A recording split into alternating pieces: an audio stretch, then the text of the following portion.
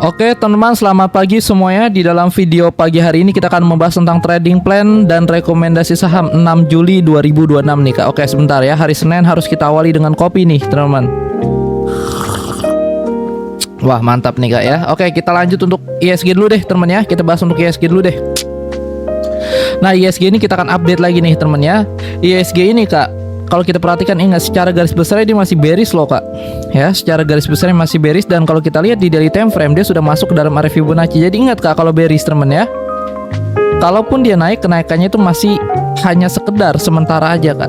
Ya, hanya sekedar sementara aja. Nah, jadi sekarang dia sudah masuk ke dalam area Fibonacci, dan di sini ada base nih Kak, base atau yang disebut juga sebagai supply zone teman ya. Supply zone ini apa? Supply zone ini adalah area yang terdapat banyak penjual yang siap menjual barangnya Kak ya. Yang perhatikan baik-baik Kak ya.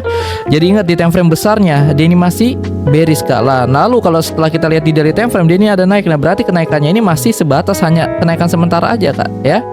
Yang perhatikan deh, di sini ada base teman ya. Dia retest ke dalam unfill ordernya juga nih. Nah ya, ini unfill order juga nih Kak. Kalau kita tarik ke samping, nah dia sedang retest juga nih teman ya. Stokastiknya juga mau dead cross tuh Kak. Kalau kita perhatikan ya, stokastiknya juga mau dead cross nih. Nah jadi kalian harus hati-hati deh teman ya. Hati-hati karena ISG ini sudah mulai masuk ke dalam area-area Fibonacci. Nah ya, seharusnya sih dia akan terjadi yang namanya turning point atau pembalikan sebuah tren. Nah jadi kalian harus hati-hati deh ya, karena secara majornya ingat dia masih bergerak di dalam tren bearish. Jadi kalian jangan FOMO nih Kak ya. Tetap pakai stop lossnya dan tidak boleh lebih dari 10% ya. Kalau kalian sudah masuk di market apapun itu, di saham apapun itu, pakai stop lossnya Kak, jangan sampai tidak ya. Oke langsung aja kita mulai. Kita bahas untuk saham gula deh. Nah saham gula ini sebenarnya menarik nih Kak, karena di sini ada penan nih teman. Penan itu apa nih? Coba kita cari nih Kak ya. Nah nih Kak, ini pena nih teman ya. Coba deh menurut kalian sama nggak nih ya? Seharusnya sih sama Kak ya. Nah ya, sama persis teman ya. Nih coba deh ya. Nah penan ini adalah pattern yang memberikan dampak kenaikan ya. Naiknya sampai mana ya? Naik sampai sini Kak, kalau saya ukur nih Kak ya.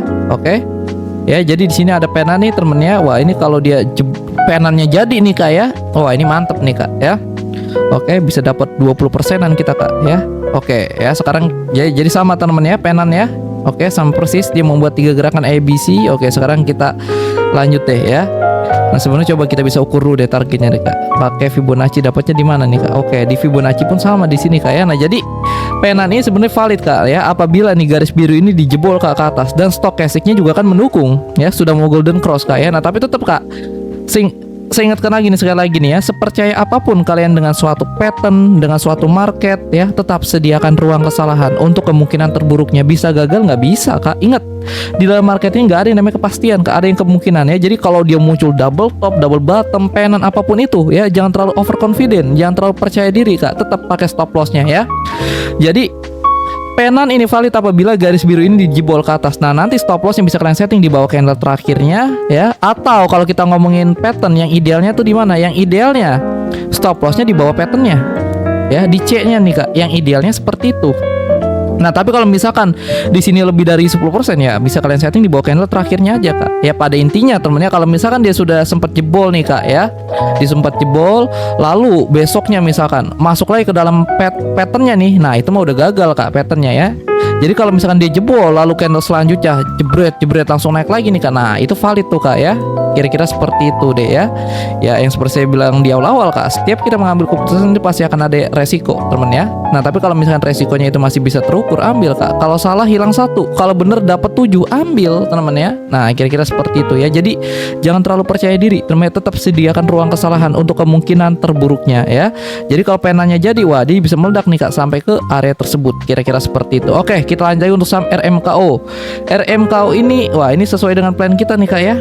Dia sudah turun sesuai dengan plan kita. Nah ketika dia kena area supportnya, wah ini langsung mantul nih kayak tinggi nih temennya, nggak kelihatan nih ya, langsung arah nih Kak ya, langsung arah ya. Kalau udah seperti ini nanti kita update lagi deh Kak ya. Pada intinya jangan pernah masuk nih Kak ketika harga sudah naik tinggi seperti ini. Kalau kalian baru ada rencana memasuk ya, jangan masuk Kak.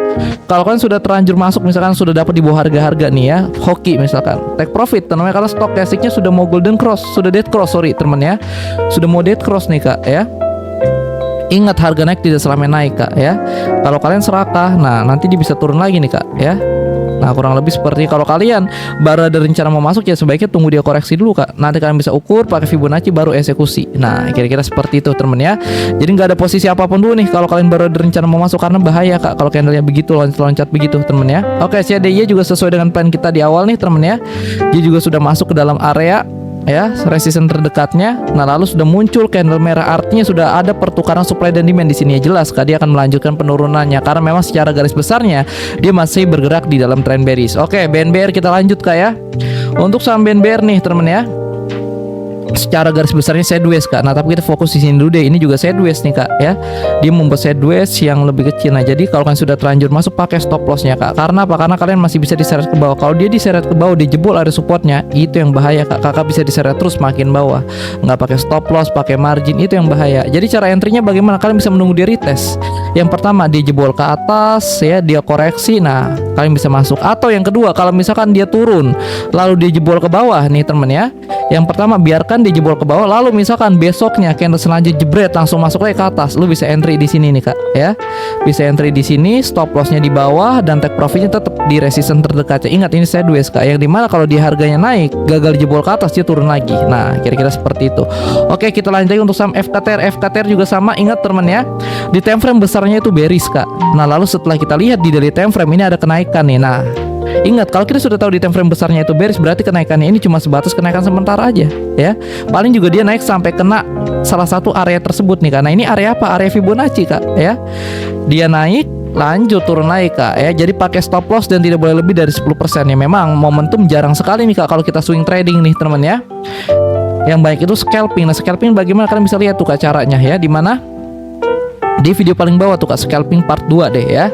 Oke, kita lanjut lagi deh ya. Untuk saham ASPR, kalau kita perhatikan secara garis besar jelas Kak, ini bearish temen ya. Jelas banget karena dia sudah patah tren. Nih ya, kita tarik di sini aja deh biar gampang deh. Sudah patah tren. Kalau sudah patah tren seperti ya, kalian jangan pernah berpikir ASPR masih bullish. Wah, jangan deh temen ya. Nah, untuk target penurunannya setelah kita ukur menggunakan Fibonacci ini ada di sini Kak. Ya, dan setelah kita lihat di daily time frame, ingat kalau kita sudah tahu di time frame besarnya itu bearish, selalu di daily time frame-nya itu naik, berarti kenaikannya ini cuma sebatas kenaikan sementara aja, lanjut turun lagi. Ya, sebenarnya saham-saham seperti ini sih terus terang aja nggak bisa dianalisa nih teman ya. Saham-saham mainan Om Belvin nih Kak ya. Kalaupun strukturnya sudah bearish, tapi kalau Om Belvin-nya itu ya dibikin dia naik ya bisa naik teman ya. Saham-saham gorengan, nah itu sebenarnya kurang bisa tuh Kak dianalisa ya. Kira-kira seperti itu ya. Jadi kalau kita berbicara tentang price, tentang struktur ya jelas Kak dia masih ada potensi penurunan ya. Dan kenaikannya ini cuma sebatas kenaikan sementara aja. Paling juga naik sampai sini nih Kak ya. Dan setelah itu lanjut turun lagi. Nah ya kalau kita berbicara tentang price nih Kak ya, tentang harga. Nah kira-kira seperti itu Kak ya. Oke, kita lanjut lagi untuk saham Ratu deh teman. Nah untuk saham Ratu ini sideways nih Kak. Nah jadi ingat, kalau kan sudah terlanjur masuk pakai stop lossnya di sini. Karena apa? Karena kalau dia terjadi false break nih, misalkan nih nanti ketika bursa buka candlenya jebret ke bawah lagi, nah itu besar kemungkinan Kak dia akan turun lagi nih ya. Yang dikhawatirkan ketika dia turun dia jebol area supportnya Kak. Kakak bisa diseret makin dalam temen ya. Itu yang pertama. Kalau kalian sudah terlanjur masuk pakai stop lossnya. Kalau kalian baru ada rencana mau masuk ya jangan masuk Kak. Atau kalau kalian sudah dapat harga di bawah harga di sini nih, take profit sekarang nanti Kak ya. Jangan serakah, ingat temen ya. Kalau serakah profit kalian bisa hilang nanti. Oke, kita lanjut lagi untuk saham CBRE. CBRE juga sama Kak, sideways temen ya. Nah kalau sideways seperti ini cara entry-nya yang pertama nih Kak, dia jebol ke bawah, kalian bisa menggunakan false break. Dia jebol ke bawah, lalu candle selanjutnya masuk lagi jebret. Nah itu kalian bisa masuk Kak ya. Ini yang pertama, kita bisa menggunakan false break ya. Oke, nanti stop lossnya bisa kalian setting di bawah candle reversalnya, take profit tetap di resisten terdekat Kak. Ini sideways ya. Itu cara yang pertama. Cara yang kedua, kalian bisa menunggu dia retest. Retest itu bagaimana?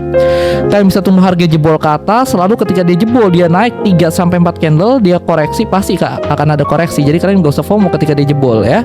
Nah nanti ketika dia retest atau koreksi seperti ini, kalian bisa entry di sini. Nah kalau dia sudah terbentuk pattern seperti ini, kemungkinan harga akan bergerak naik ya. Minimal dia akan mengejar nih Kak area-area resisten terdekatnya. Nah tapi kalau misalkan kalian yang klik di sini aja Kak, harganya gagal jebol Kak ke atas, Kakak bisa diseret lagi ke bawah. Itu Kak yang bahaya ya.